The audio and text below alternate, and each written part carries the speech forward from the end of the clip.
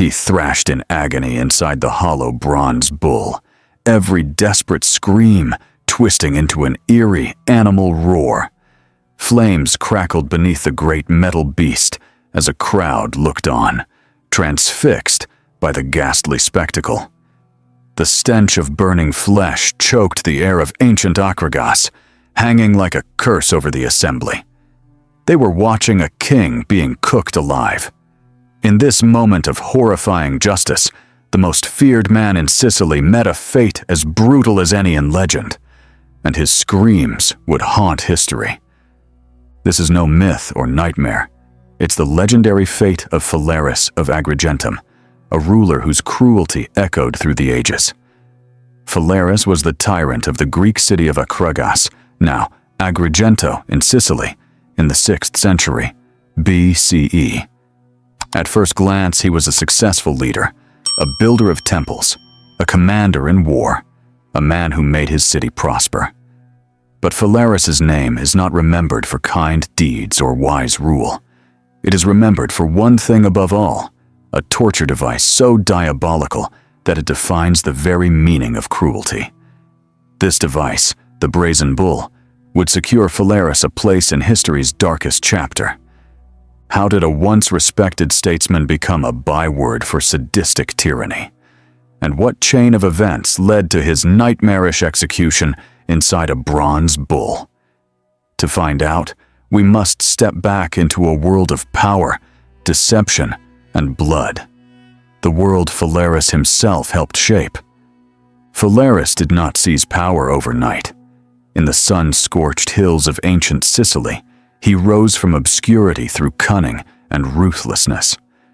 According to later chronicles, Phalaris was an outsider entrusted with a grand civic project, building a temple to Zeus atop Acragas' citadel. But ambition burned within him. Under the guise of construction, Phalaris secretly armed the laborers loyal to him. When the moment was right, he struck. In a swift and violent coup, Phalaris and his men seized the city's armories and strongholds. The oligarchs of Acragas, caught off guard, were overthrown, and Phalaris declared himself ruler. In an era when Greek city-states often fell to ambitious strongmen, Acragas had a new master, one who would do anything to keep power. At first, some in Acragas might have welcomed Phalaris's rule. By force of will, he brought stability to a city riven by factional strife. He strengthened the city walls and expanded Acragas' territory, transforming it into one of the most prosperous cities in Sicily. Under Phalaris's command, farms flourished on the fertile plains, trade grew, and monuments rose. Order and wealth, these were the gifts he promised his people. Yet these gifts came at a terrible price. From the moment Phalaris seized control, a shadow of fear followed him. He tolerated no dissent, crushed any who opposed him, and began to show a taste for brutal punishment. As the city's fortunes grew, so did the whispers of those who lived in dread of their new tyrant. Parents would hush unruly children with his very name, as if invoking a demon. The streets of Acragas were safer from crime and invasion, perhaps, but they were not safe from Phalaris's wrath. For a time, fear kept Acragas in check. Many citizens consoled themselves that prosperity was worth a bit of terror in the night, but few could imagine just how far Phalaris would go to instill obedience. The true depth of his cruelty remained hidden until he unveiled an invention so ghastly that it would define his legacy for millennia. The turning point in Phalaris's reign came with the arrival of a craftsman from Athens, a man named Perilaus. Perilaus brought the tyrant a grisly gift he had forged, a life-sized bull cast entirely in bronze, polished to a gleaming shine. He called it a new kind of execution device, and he boasted of its ingenuity and terror. Phalaris's courtiers gathered, curious and uneasy, as the inventor explained how it worked. A door on the bull's side could be opened to shove a living person inside. Once the victim was locked in the hollow metal belly, a fire would be kindled underneath. As the bronze heated, the unfortunate soul trapped within would roast alive. And here was the cruel genius of Perilaus's design. Pipes and chambers in the bull's head would transform the victim's screams into a sound, like the bellowing of an angry bull. The more the victim shrieked in pain, the more beastly and thunderous the sound that emerged. It would be a spectacle of suffering, an execution that was itself a perverse form of entertainment. Phalaris leaned forward on his throne, listening to Perilaus with a slight smile. One might imagine the torches flickering in the throne room, the assembled advisors shifting nervously as the gruesome details were laid out.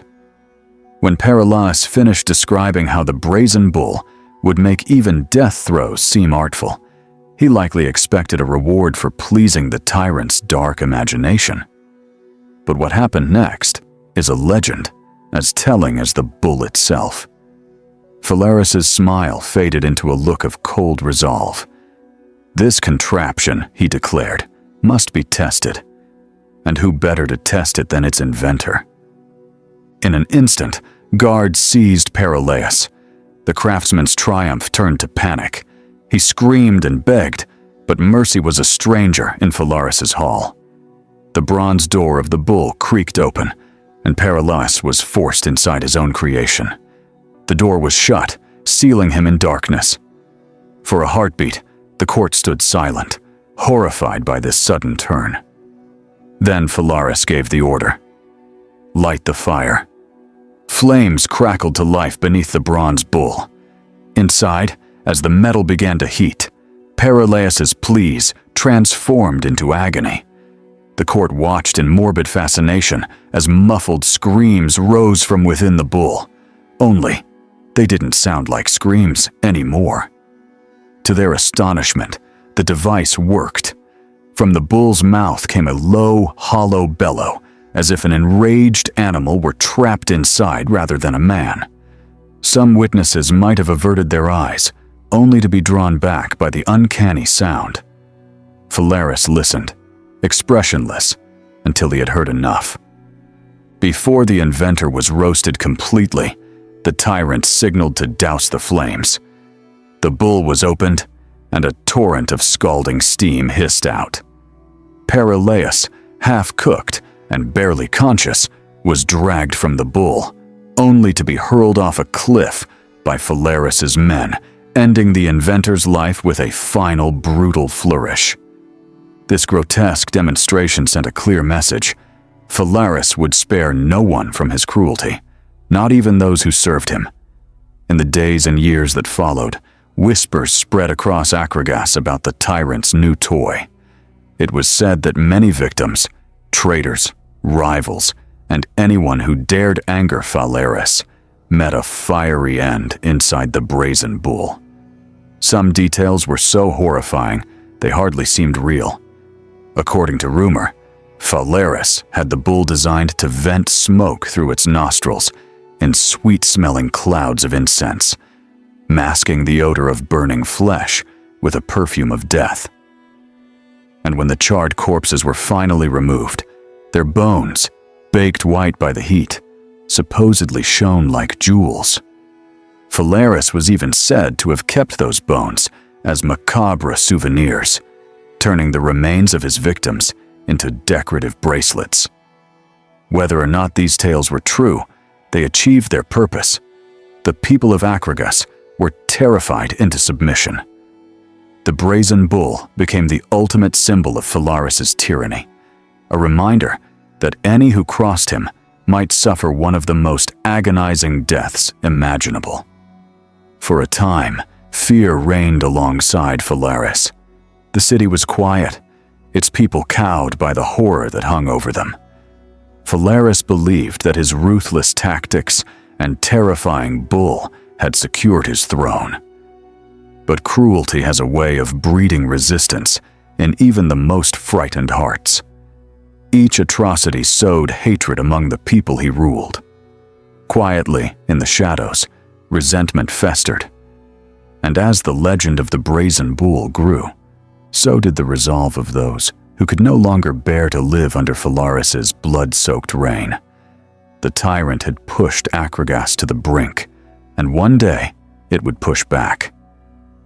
After 16 long years of iron-fisted rule, Phalaris's day of reckoning arrived. The oppression, the terror, and the grieving families of his victims had built up like kindling, waiting for a spark. That spark came in the form of a rebellion. Led by a man named Telemachus, a descendant of the city's founder, and fueled by the fury of the populace, the people of Acragas rose up at last. Mobs stormed the palace. Phalaris's guards, who themselves had families and loved ones scarred by the tyrant's brutality, lost their will to fight. The tyrant was captured amid the chaos, dragged out in chains into the bright Sicilian daylight. For the first time in years, the people saw Phalaris not as an all-powerful figure, but as a vulnerable man at their mercy. Justice, or vengeance, was finally within their grasp. Phalaris, the once unstoppable tyrant, now stood trembling before a city that hated and feared him in equal measure. There was no formal trial. His crimes had been witnessed by all. Who among them hadn't lost a friend, a brother, or a child to his cruelty? The judgment of the crowd was unanimous and grim. Phalaris would suffer the very fate he had inflicted on so many others. The instrument of his tyranny, the Brazen Bull, was rolled out one more time, its bronze flank glinting in the sun. The sight of it sent a murmur through the crowd. This was the monster that had devoured their neighbors and kin. Now it was going to devour the monster in human form who had ruled them. They wasted no time. Phalaris was forced up to the gaping door on the bull's side. Perhaps he struggled, digging in his heels and shouting for mercy, or perhaps shock had stolen his voice. History does not record his final pleas. All we can imagine is the raw terror that must have seized him as he stared into the dark, stifling space that had echoed with so many other people's screams. Any mercy he begged for fell on deaf ears. With a surge of collective anger, the people shoved their former king into the bull's belly. The heavy bronze door slammed shut with a resounding clang. Phalaris was now entombed in the device of torture he had commissioned, utterly at the mercy of his victims.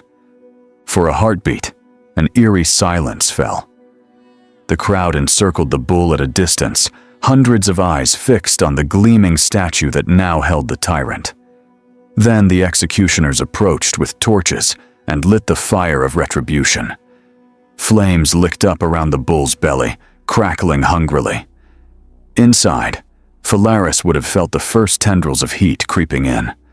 The bronze floor grew warm against his skin, then uncomfortably hot. Panic and pain seized him.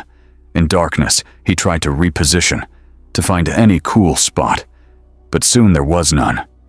The heat intensified with every passing second until the bull itself became an oven.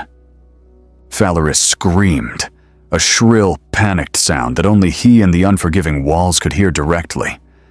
Outside, the crowd heard something altogether different. A deep, guttural bellow erupted from the bull's mouth, a sound almost indistinguishable from a living bull's roar. Gasps rippled through the throng at the unearthly noise. Some of the very people who had clamored for this moment now recoiled in uneasy awe.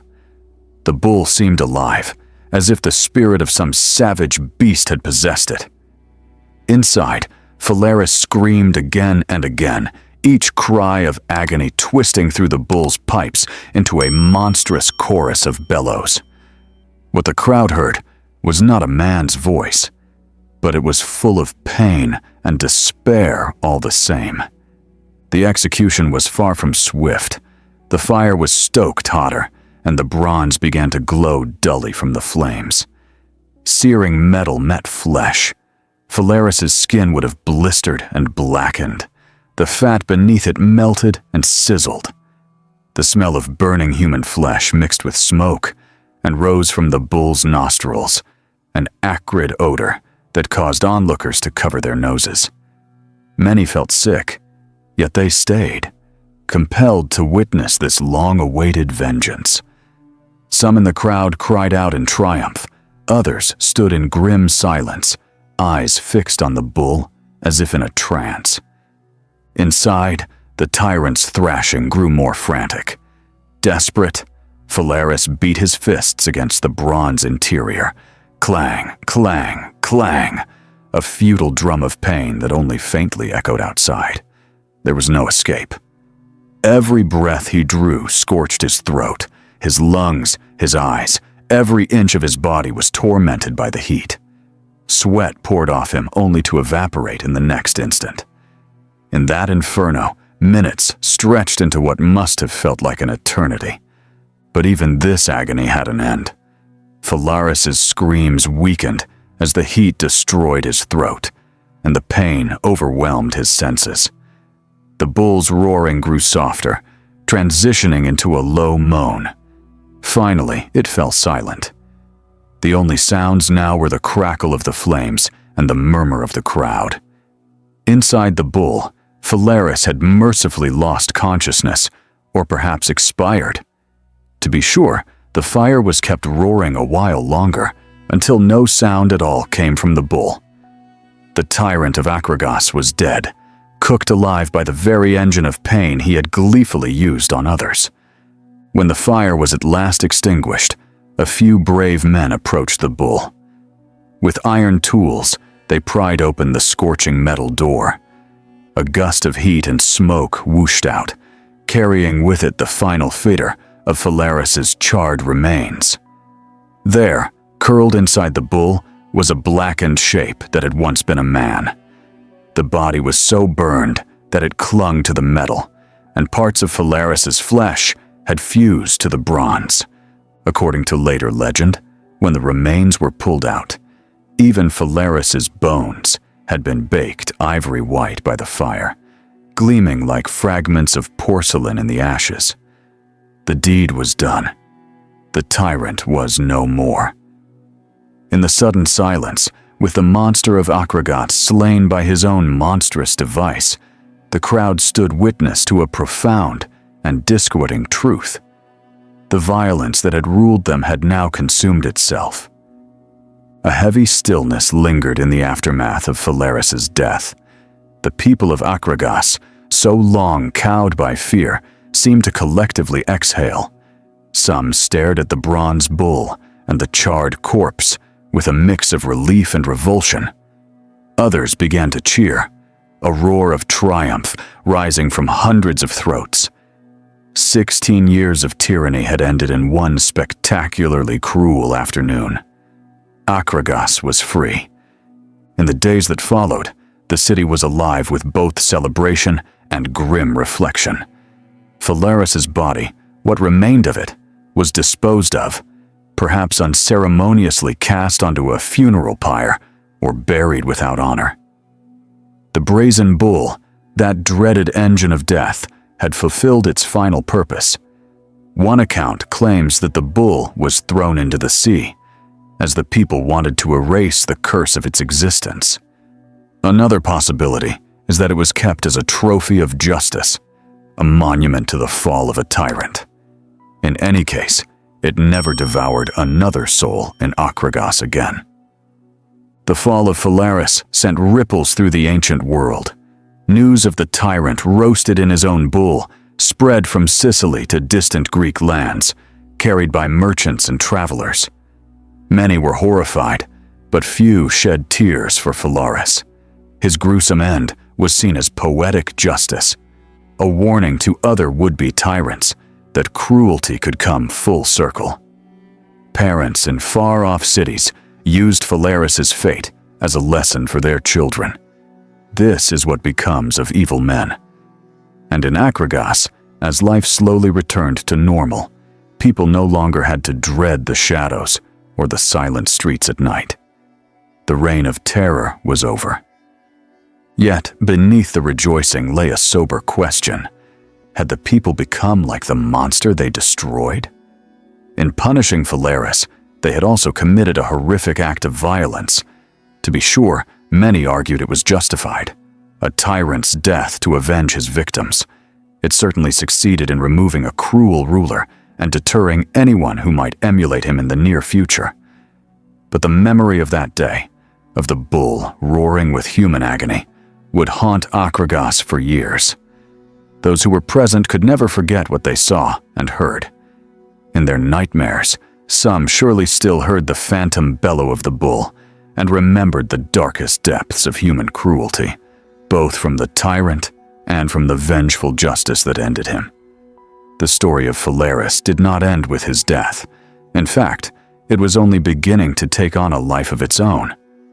Over time, myth and history intertwined, and Phalaris's legacy evolved into a cautionary tale told for generations. Ancient historians and poets ensured that his cruelty would never be forgotten.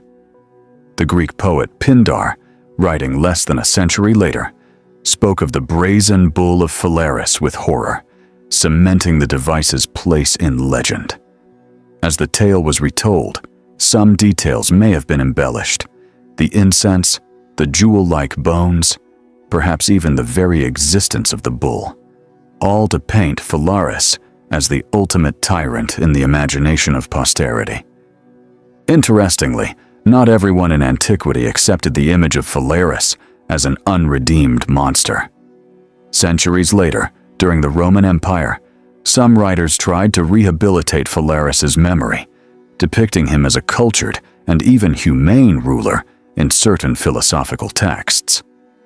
A collection of letters, purportedly written by Phalaris himself, showed him as wise and just, though these letters were later exposed as forgeries. Such attempts to soften Phalaris's image suggest that his story had become something of a legend, a tool for moral lessons. Was Phalaris truly as evil as the Brazen Bull legend claims, or had his enemies exaggerated his crimes to justify their rebellion? We may never know exactly where truth ends and legend begins. What we do know is that the legend eclipsed everything else. In the eyes of history, Phalaris became the very personification of cruel tyranny. In the end, the tale of Phalaris of Agrigentum leaves us with a haunting lesson. Unchecked power can create monsters, sometimes literally, as in the bronze monster he built. And when justice finally comes for those monsters, it can be just as horrific. The Brazen Bull of Phalaris may or may not have bellowed exactly as the legends describe, but its story continues to bellow across time, a chilling warning to tyrants and a spine-tingling saga for the rest of us. Thank you for watching and listening to this dark, historical tale. How does Phalaris's story make you feel? Does his brutal end feel like justice served, or simply another horrifying chapter in the cycle of violence? Let me know your thoughts and reactions in the comments. I'm curious to hear what you think about this infamous tyrant and his fate. If you found this story gripping and horrifying, stay tuned. There are even more unsettling tales to come. So be sure to subscribe and join me next time for another journey into the shadows of history. Until then, stay curious, stay safe, and remember, those who forget the horrors of the past may be doomed to repeat them.